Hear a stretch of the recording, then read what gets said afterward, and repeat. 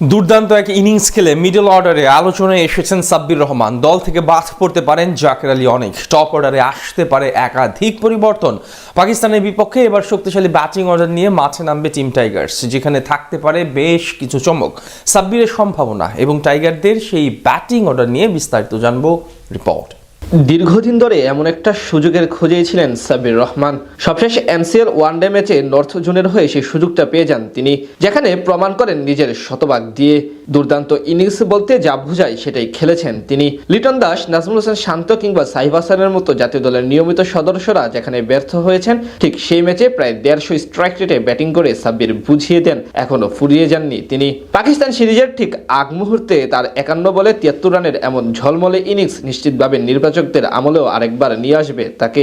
বিশ্বকাপ না খেলায় দীর্ঘদিন ধরে আন্তর্জাতিক ম্যাচ থেকে বিরত আছে টাইগার ক্রিকেটাররা। চলতি মাসে পাকিস্তানের বিপক্ষে সিরিজ দিয়ে প্রায় 3 মাস পর দেশের জার্সিতে মাঠে নামবে লাল সবুজ প্রতিনিধিরা। তাই স্বাভাবিকভাবে স্কোয়াডে দেখা যেতে পারে বেশ কিছু পরিবর্তন।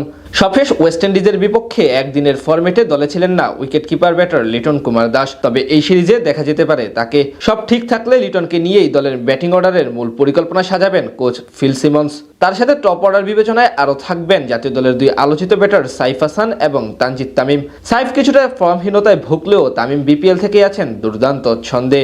তবে সন্দেহ আছে সর্বশেষ সিরিজের টপ স্কোরার সৌম্য সরকারকে নিয়ে। চলমান জাতীয় লিগে এখন অব্দি পুরোপুরি ব্যর্থ তিনি। বলার মতো তেমন কোনো ইনিংস উপহার দিতে পারেননি এই ব্যাটার। তাদের সাথে বামহাতি নাজমুল হোসেন শান্ত থাকবেন অন্যতম গুরুত্বপূর্ণ চরিত্র হিসেবে। বর্তমানে সবকিছু বিবেচনায় টাইগার জাতীয় দলের ওডিআই ফরম্যাটে সেরা ব্যাটার ধরা হয় তাকে।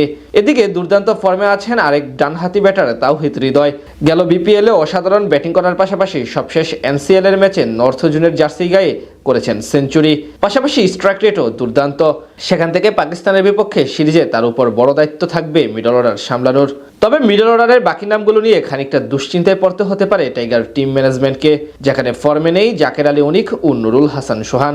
গেল বিপিএল কিংবা এবার এনসিএল উভয় জায়গায় তারা ব্যর্থ। তাই এই দুজনের একজনকে বসিয়ে অনেকে মনে করেন সাব্বির রহমানকে সুযোগ দেওয়ার। তাছাড়া অধিনায়ক মেহেদী হাসান মিরাজকেও সম্প্রতি দেখা যায় 5 বা 6 নম্বরে ব্যাটিং করতে। সব মিলিয়ে বলা চলে বেশ দীর্ঘ ব্যাটিং অর্ডার নিয়েই পাকিস্তানের বিপক্ষে স্কোয়াড ঘোষণা করতে পারে টাইগার নির্বাচকরা, যেখানে আসতে পারে বেশ কিছু পরিবর্তন।